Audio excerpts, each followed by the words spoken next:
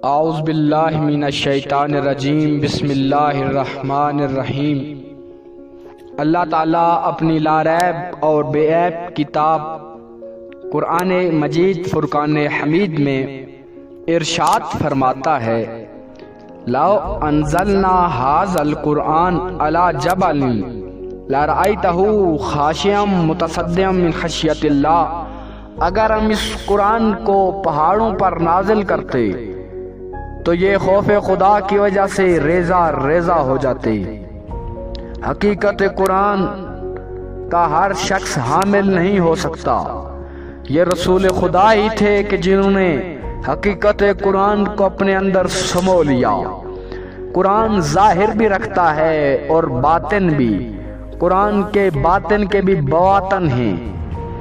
قرآن کا ظاہر اہل تقلید کے لیے، قرآن کا باطن اہل تحقیق اور تجرید کے لیے۔ قرآن مجید معانی کے اعتبار سے 4 اقسام پر مشتمل ہے۔ قرآن کی وہ 4 اقسام 4 حرفوں سے مل کر بنی، ان کی اساس اور بنیاد 4 حرف ہیں۔ وہ 4 حرف وہی ہیں کہ جو اللہ کے اسم ذات واجب الوجود کی نشاندہی اور ترجمانی کرنے والے اسم اللہ میں ہیں، یعنی کہ الف، لام اور ہا۔ یہ 4 حرف ہیں کہ جن سے باقی حروف ظاہر ہوئے، یہی بنیاد ہیں، اور معنی قرآن انہی 4 حرفوں پر مشتمل ہیں۔ معنی قرآن کی حقیقت یہی 4 حرف ہیں۔ قرآن مجید ظاہر بھی رکھتا ہے اور باطن بھی۔ قرآن کے ہر حرف میں ہزاروں معانی پوشیدہ ہیں۔ ابن عباس سے روایت ہے کہ امیر المومنین علی ابن ابی طالب نے ارشاد فرماتے ہوئے کہا کہ قرآن کی ہر آیت میں ہزاروں معانی پوشیدہ ہیں۔ جب اتنا کہنا تھا تو ابن عباس نے کہا، مولا قرآن کی ایک آیت میں ہزاروں معانی پوشیدہ؟ تو مولا نے کہا، ابن عباس سن، قرآن کے ہر لفظ میں ہزاروں معانی پوشیدہ ہیں۔ تو آگے سے کہتے ہیں، مولا ایک لفظ میں ہزاروں معانی پوشیدہ؟ تو کہا، سن، ایک حرف میں ہزاروں معانی پوشیدہ ہیں۔ کہا، ایک حرف میں ہزاروں معانی پوشیدہ؟ کہا، ہاں، ایک حرف میں ہزاروں معانی پوشیدہ ہیں۔ تو ابن عباس نے کہا، مولا پھر یہ معانی اللہ کے علاوہ کوئی نہیں جانتا ہوگا۔ تو مولا نے کہا، ہے ابن عباس، کیا تو نے قرآن کی تلاوت نہیں کی؟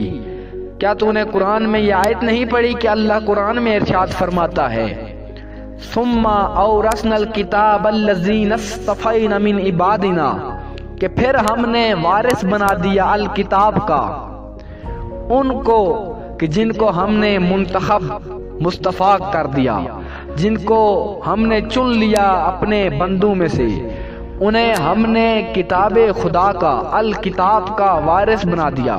وہ کتاب کہ ولا رطب ولا یابس الا فی کتاب مبین، کوئی خشک نہیں کوئی تر نہیں مگر اللہ کی کتاب میں موجود ہے، اس کا اپنے منتخب بندوں کو وارث بنا دیا، اور ہم اس کتاب کے وارث ہیں۔ ہے ابن عباس، جب ہم وارث کتاب ہیں تو وارث اپنی وراثت سے بے خبر نہیں رہتا۔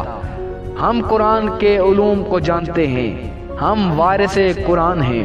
لوگ 4 اقسام پر مشتمل ہوتے ہیں۔ کچھ لوگ ایسے ہوتے ہیں کہ جو ظاہر اور باطن دونوں کو رکھتے ہیں، ظاہر کے بھی حامل باطن کے بھی حامل، ظاہر سے بھی ان کا واسطہ باطن سے بھی ان کا واسطہ۔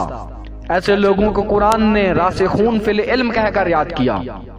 اور دوسرا طبقہ وہ لوگ ہیں جو ظاہر اور باطن دونوں کے انکاری ہوتے ہیں، نہ ان کا ظاہر سے واسطہ نہ باطن سے۔ ایسے لوگ کفار میں شمار ہوتے ہیں۔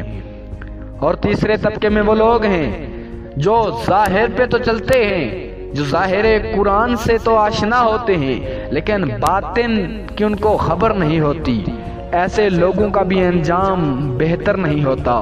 اور چوتھا طبقہ وہ کہ جو باطن تو رکھتے ہیں ظاہر نہیں رکھتے۔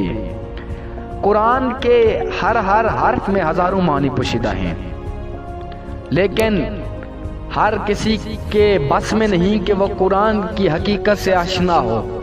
ایک طریقہ ہے کہ انسان باطن قرآن تک پہنچے، اور وہ یہ ہے کہ جو وارثان قرآن ہیں ان سے تعلق مضبوط ہو جائے، ان کے در پر سجدہ ریز ہو جائے، تو پھر ممکن ہے کہ انسان قرآن کے ظاہر کے ساتھ قرآن کے باطن سے بھی آشنا ہو جائے۔ اللہ ہمیں ان لوگوں میں سے قرار دے جو قرآن کے ظاہر اور باطن کے حامل ہیں۔ اللہ نگہبان تحفہ یا علی علیہ السلام۔